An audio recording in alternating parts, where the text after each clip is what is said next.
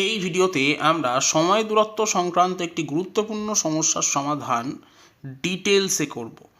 এখানে বলা হয়েছে এক ছাত্র 5/2 অর্থাৎ 2.5 কিমি ঘন্টা বেগে স্কুলে গেলে পৌঁছাতে 6 মিনিট দেরি করে এবং 3 কিমি প্রতি ঘন্টা বেগে গেলে 10 মিনিট আগে পৌঁছায়। বাড়ি থেকে স্কুলের দূরত্ব কত কিমি তা নির্ণয় করতে বলা হয়েছে। আমরা লসাগুর কনসেপ্ট ইউজ করে এই জাতীয় সমস্যার সমাধান করব। প্রথমেই আমরা 5/2 এবং 3 এই যে দুটো সংখ্যা আছে এদের লসাগু বার করব।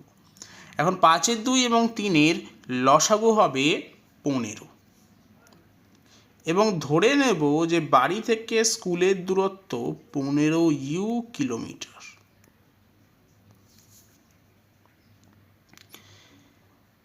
এরপর আমরা সময় দুটোর পার্থক্য বার করব। এখন 5/2 কিমি পার ঘন্টা বেগে স্কুলে পৌঁছাতে সময় লাগছে 6 মিনিট দেরি হচ্ছে এক্ষেত্রে প্রথম ক্ষেত্রে। আর যদি 3 কিমি প্রতি ঘন্টা বেগে যায় তাহলে 10 মিনিট আগে পৌঁছাচ্ছে। তাহলে সময়ের পার্থক্য হবে 6 + 10 তার মানে 16 মিনিট, তার মানে 16 × 1/60 এত ঘন্টা। আবার 5/2 কিমি বেগে যদি যায় তাহলে 15 ইউনিট যেতে বা 15 ইউনিট কিলোমিটার যেতে সময় লাগবে 15 ভাগ 5/2 তার মানে 6 ঘন্টা। একইভাবে যদি 3 কিমি প্রতি ঘন্টা বেগে যায় তবে এই দূরত্বটা অতিক্রম করতে সময় লাগবে 15 ভাগ 3 তার মানে 5 ঘন্টা।